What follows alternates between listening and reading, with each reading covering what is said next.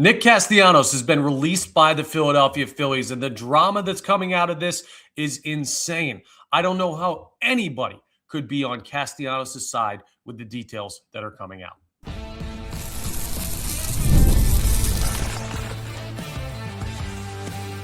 You are Locked On Phillies, your daily Philadelphia Phillies podcast. Part of the Locked On Podcast Network, your team every day. Yes, this is Locked On Phillies. I'm your host, Connor Thomas. Thank you so much for joining us today. We come to you as part of the Locked On Podcast Network, your team every day. And now, the number one sports podcast network, Locked On Phillies, your number one place for daily, Monday through Friday, Philadelphia Phillies content. You might know me from some of my other work in the sports talk space. I've been on air over at 97.5 The Fanatic, doing sports talk radio here in Philly for over 6 years. Been a credentialed Philadelphia Phillies media member for the past 4 seasons. And this is now my 5th year as the host of Locked On Phillies. Today's episode is brought to you by FanDuel. The winter games are on, and there's no better way to follow them than with a bet on FanDuel. FanDuel.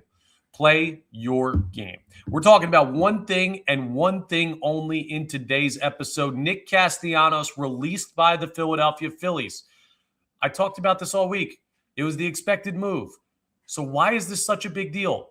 Because the fallout from this, with an Athletic article from Matt Gelb, with a handwritten letter by Nick Castellanos posted to his social media accounts, with everything that has come out about what this situation actually was, with his time in Philadelphia, this is a ridiculously dramatic story that has so many layers to it. It would take me, I could talk hours about this, but we're going to do the entire 30-minute episode on the details of this Nick Castellanos situation and all of the fallout.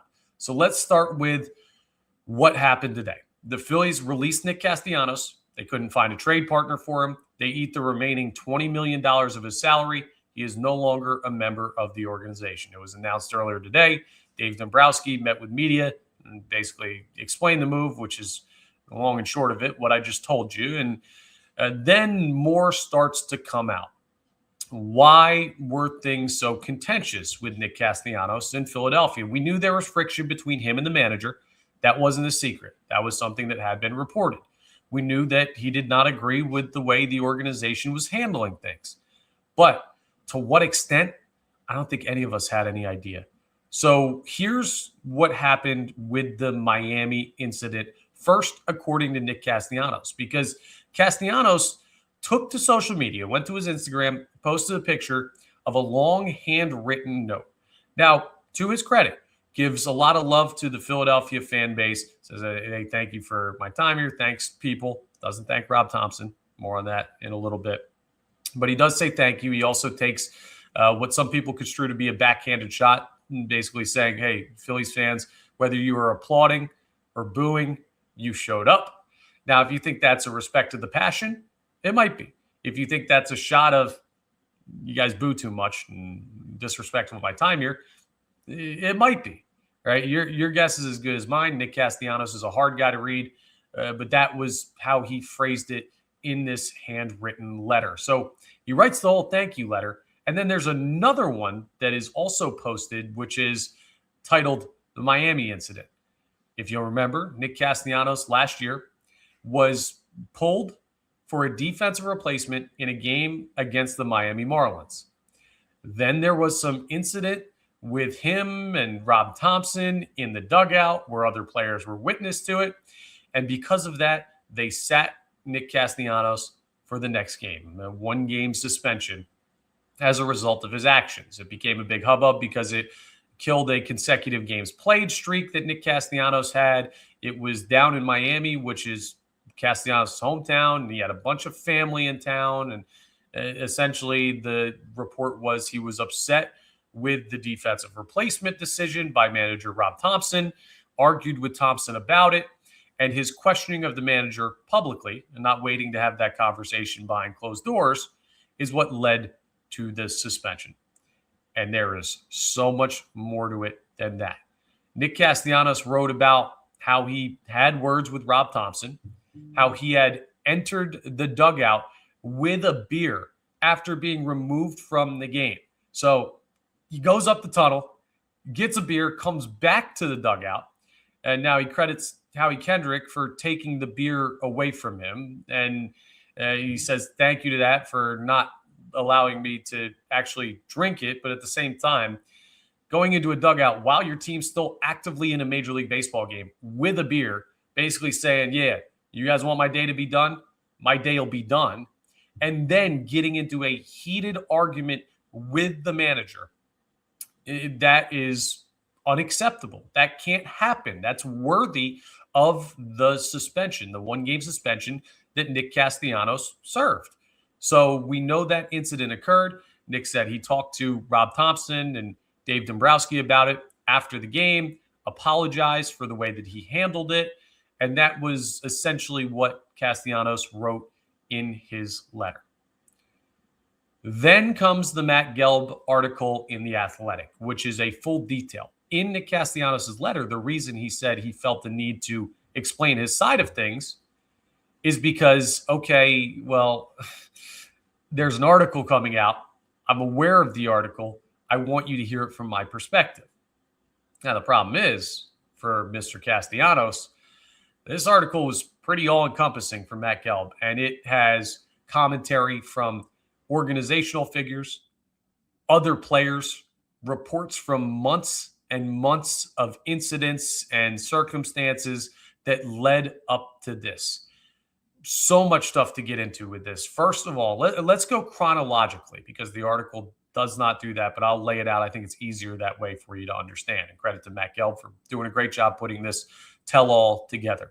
I'm sure there's still more to come out. Starting with Nick Castellanos signing in Philadelphia in the first place. The reports are that he did not want to come to Philadelphia. He wanted to go to a more welcoming environment. And I'm not saying welcoming like, oh, he hated Philadelphia fans from the jump. Just he wanted to be in Miami, or he wanted to be in a market close to Miami where he felt more at home. Couldn't get that deal done to the level of what the Phillies were offering. He implored his agent, according to the report from Matt Gelb, to find anywhere else. And they couldn't find anything worth that money. And he's like, I can't turn down the $100 million contract. So he ends up in Philadelphia. So right from Jump Street, not a good start for Nick Castellanos. He didn't want to be here. That being considered, it's incredible that he stayed here as long as he did without this completely imploding like it has at this point now. Then there's commentary about from day one, Nick feeling like he was mistreated by the organization. He didn't feel like he got the same treatment as some other star players. He felt he was unfairly looked at by those in the organization. There were commentary where he just did not at all have a good relationship with Rob Thomson and Kevin Long. Those were the two main adversaries for Nick Castellanos. Part of that stemming from those guys not having played Major League ball, so he didn't believe that they had a right to tell him what to do, I guess. So it was contentious from the start between Nick Castellanos and the organization, and clearly with the manager and the hitting coach. And then the incident happens, and the detail from Matt Gelb is that the stuff that he said to Rob Thomson was crossing a line. He had to be restrained by Kyle Schwarber and JT Realmuto in the dugout during that. So other teammates had to get involved. This was not like a private incident. And guys had to step in. Anytime you got to be separated from the manager while you got a beer in your hand while the team's still playing a game, you don't need me to tell you that's not good.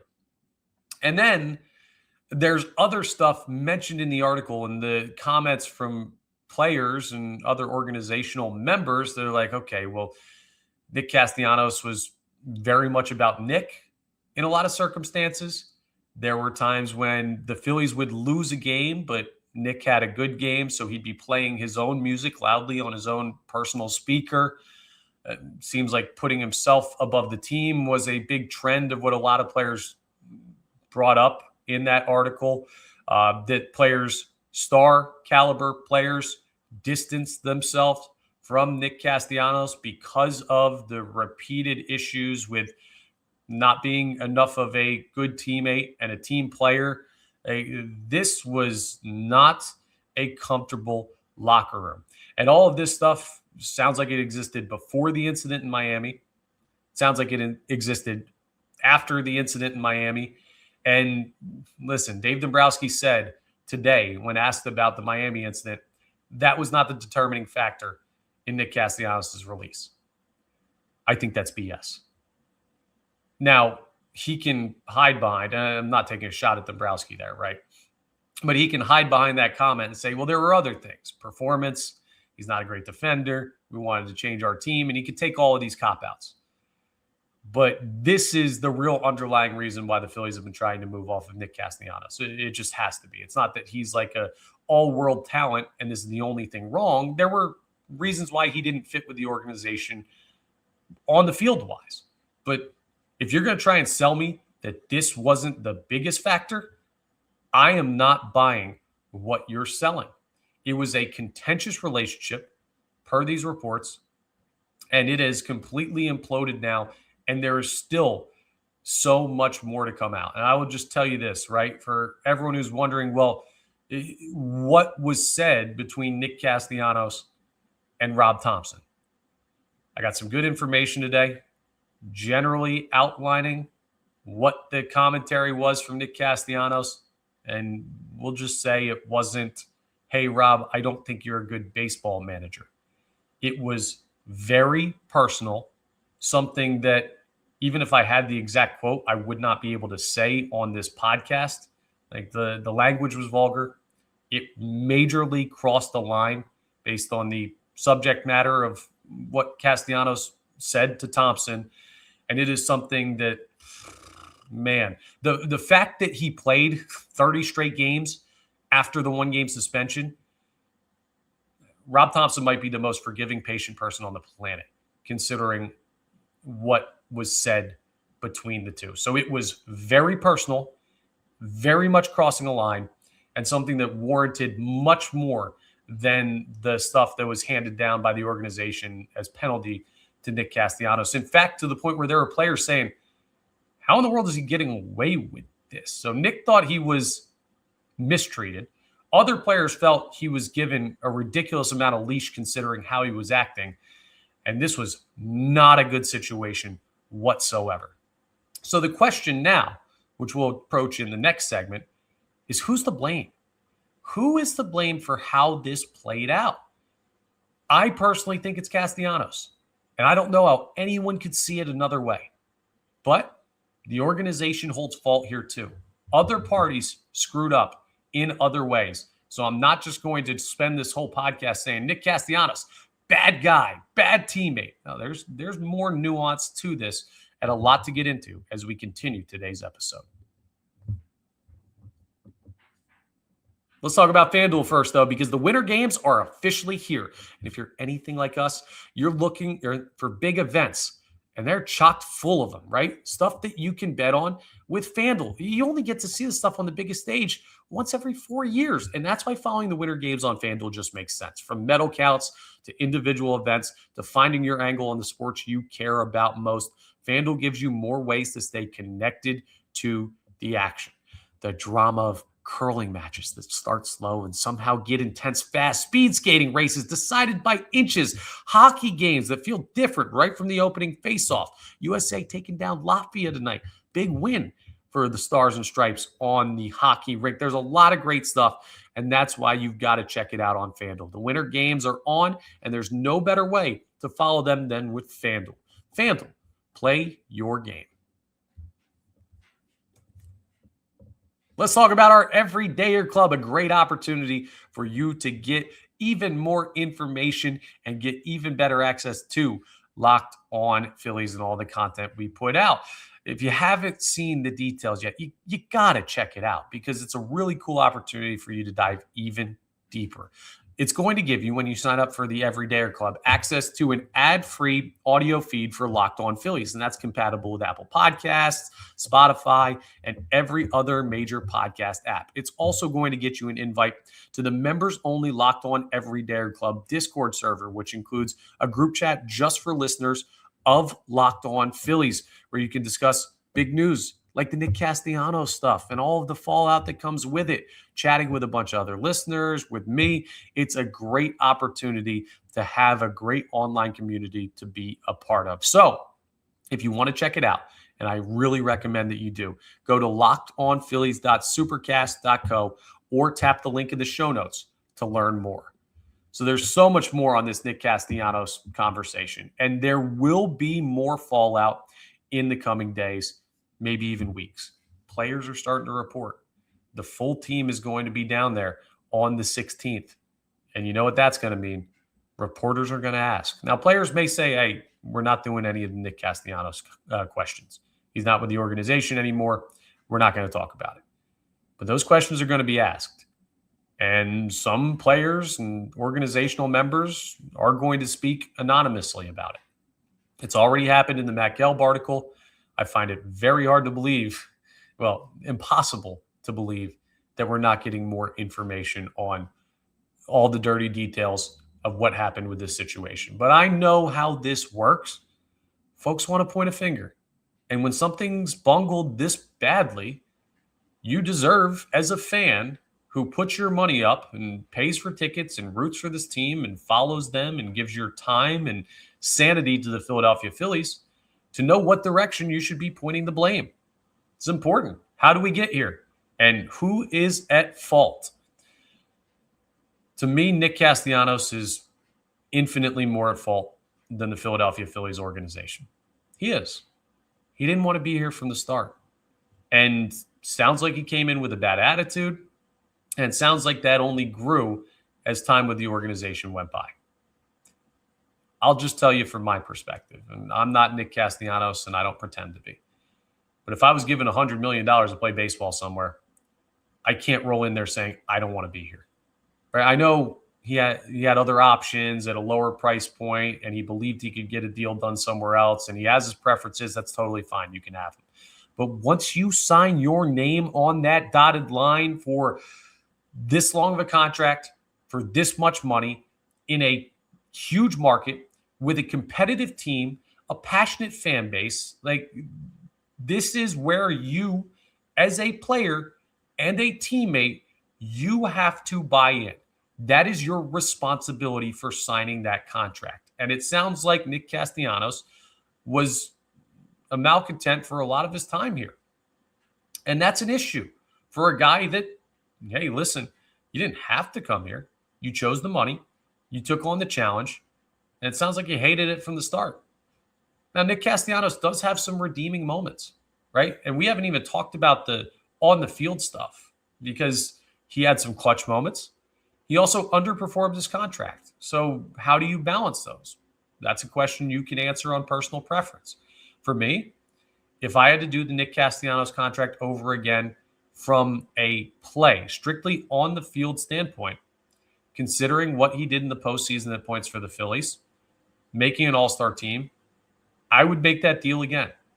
There are teams that have paid more to get less than the Phillies' investment in Nick Castellanos. But from how it sounds like he handled his time and incidents in the locker room and treated some of his teammates, like, I got to point the finger at Nick first. Now, where does the organization hold blame? Well, first and foremost, they alienated other players by catering to Nick Castellanos. Hearing this, right, and how apparently Nick was treating his time here in Philly, the fact that he was playing every day in spite of clear flaws in his game at points, that's got to be really upsetting to other players. I'd be annoyed if I saw this dude, like, the report is, hey, listening to his own music, celebrating his good game after the team lost. That would tick me off. That should tick anybody off. And then to see, hey, there's a point where he's batting below 200 for like 2 months of the season, and he's still getting trotted out there every day. And the manager is defending him, saying he's got to play through it and play every day. And it worked out for the team because his performance improved in that season. But if I'm another player watching that, I'm saying, okay, well, I'm annoyed with Nick, but I'm more mad at the organization for catering to him and allowing him this leeway. I've got to point some of the blame at Rob Thomson. Mr. Great Clubhouse guy, sure. If 95% of your players love you to death and would storm through the gates of hell for you, you're doing something right. But part of your job is also to deal with the guys that are causing problems. It's easy to deal with the personalities who like you from Jump Street. It's not easy to deal with the guys that didn't want to be here, that are tough personalities to manage, but that's part of your job as manager. And allowing this type of stuff to go on behind the scenes to the point where your locker room was clearly segmented, that falls on the manager. I will give him some credit. The fact that we're just hearing all of this stuff now for the first time via reports, he did an incredible job of covering it up and keeping stuff in-house. So that's good from one standpoint, but keeping it in-house doesn't mean that things are good, right? If my mom tells me to clean my room and I somehow find a way to keep her out of my room so she doesn't realize I haven't cleaned anything in a week, doesn't mean I did a good job. It means, hey, I did a good job of hiding it, which in some ways it's good for the organization that Topper was able to do that. In some ways, it's bad for him that he couldn't just solve the problem. So he deserves some of that. And Dave Dombrowski handling the trade opportunities for Nick Castellanos and devaluing the asset, it hurt your ability to move off of Castellanos sooner before it could come to a head like this. You could have avoided this big of a problem if you hadn't telegraphed your need to move on from him. Now, I imagine other organizations had some inklings of how it was going in Philadelphia and thought, hey, this is always heading towards divorce. And when it does, we can just sign the guy. So why would we trade for him? And I'm not just talking about this season. I'm talking about last offseason as well. But as the president of baseball operations, it's Dave Dombrowski's job to play your cards close to your vest and find a deal that benefits your team. Not being able to move off of Nick Castellanos to this point caused unnecessary stress for the organization, caused the not great work environment. I don't want to overstate it because they still had a good clubhouse in a lot of ways with Nick here, but not finding a way to do this quicker caused more problems for your team. So there is fault on the part of the organization. And to you, if that outweighs one individual player being upset with the way business is being handled in Philadelphia, you have every right to blame the organization. But I don't know how you cannot point the finger at Castellanos first and foremost for being the main perpetrator of the problems that went on with this whole situation. And it now begs a really intriguing question that I want to get into coming up next. This is not just the Phillies are falling apart. No, I have a little bit of positivity, potentially, based on what we now know about what this situation was like last year and in previous years before 2025. I'll tell you what that is as we continue today's episode.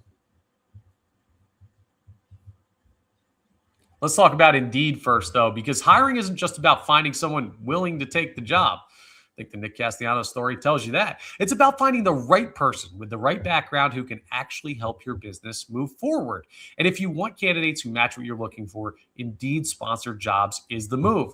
The Phillies should have used Indeed sponsored jobs when they were handing out a $100 million contract.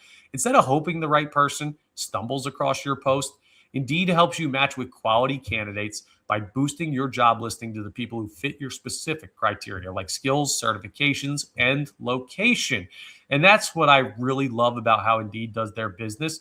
You can get specific and target exactly what you need. So you save time, you save effort. You always want stuff to be easier. Indeed makes hiring as easy as possible. And here's a stat that says it all. In the minute I've been talking to you, companies like yours made 27 hires on Indeed, according to Indeed data worldwide. So if you're hiring, spend less time searching and more time interviewing candidates who check all your boxes with Indeed sponsored jobs. And even better, listeners of this show are going to get a $75 sponsored job credit to help get your job the premium status it deserves at Indeed.com/podcast. That's Indeed.com/podcast. Terms and conditions apply. Hiring, do it the right way with Indeed. Ready for the positive spin on all of this Nick Castellanos drama? I couldn't help but think about it. And I did 8 hours of radio today, so I got plenty of time to talk about it and think about it and everything. And here's something that popped into my head. Now, I don't know to what level this affects things. and I don't want to overstate the impact that this could have. Ultimately, baseball's played between the lines. But a good clubhouse has a better chance of winning than a bad clubhouse. That's been proven time and time again in the history of the sport. If anyone is going to sell to you that the Phillies lost to the Dodgers or the Phillies lost to the Mets because Nick Castellanos was causing problems in the locker room, I think that is flat out insane. The Phillies lost those series fair and square on their own lack of merits in recent postseasons. So I'm not saying, oh, they win the World Series the past 2 years if Nick Castellanos isn't part of the team. We're not going there. That's way too far of a leap to make. But here's what I will say. I'd be lying to you if I wasn't thinking about where this team is at mentally now.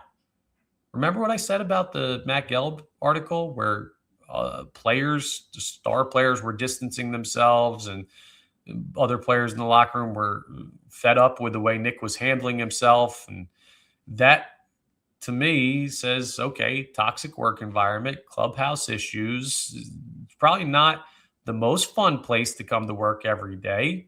And with that, I wonder how much better the environment is going to be this year. Nick Castellanos, now no longer with the organization, will be dealing with the fallout, and we'll be talking about it for a while. There will be news stories that will continue to trickle out. But for those guys down there in Clearwater, Castellanos isn't showing up. He's going to sign with another team, but he will not be a Philly this year. And part of me is wondering, okay, is that a burden lifted for just the feel of where this team is at? We've talked a lot about the mentality with this team having to shift. The pressure that they feel, I think that's still there. One guy leaving doesn't change that. The issues they've had in the postseason continuing to plague the dark recesses of their mind when they think about, are we really good enough to win it all? That stuff's all still there. But if these reports are accurate to the extent of how Nick Castellanos made this an uncomfortable spot for a lot of players in the locker room and became kind of a locker room outcast to some other important players with this team, you don't have to deal with that this year. Now you have a locker room that should be significantly more united, probably feels looser and more relaxed. Like, we've been in situations where, hey, maybe you like a person that you work with, but they're mad at your boss, and that makes everything uncomfortable with the team that you're working on. And it just comes to the point where it's like, I'm not mad at the person because we got no beef, but they're making it not a fun place to be right now. Like, that's all lifted with Nick Castellanos gone, or at least it seems it would be based on the reporting that's come out. So I wonder, do you look at this as like I have new belief now that the Phillies could look like a different team in a positive direction in 2026. I'm not saying all of a sudden they win 110 games and all of their on-the-field issues just completely disappear. But I am saying that for all of those, hey, they've run it back too many times and this has gotten stale, folks, which I think you have a very valid point. Does this change that mentality? Does this change the way you look at the dynamic of this team? Does it give you renewed interest to maybe even confidence as to where this team can go now that they've settled what was a major situation in the clubhouse? Only time's going to tell. They'll have to answer those questions themselves with their play. But maybe we look back on this and say, wow, that was the moment where it really shifted, and we didn't realize just how bad of a situation it was and how much it could have been affecting their play on the field. Baseball's the number one locker room sport.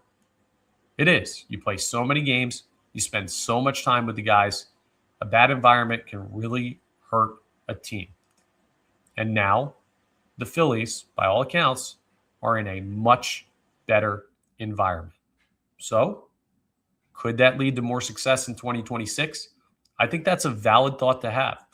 The problem is, right now it's just a question. And the only answers, like I said, that we can get to that are what we see in the coming weeks and months as the 2026 season eventually arrives. What a doozy of a day, though. And man, there's still so much that I feel like I could talk about with this, and we will continue to break this down. Now, just a quick point of information.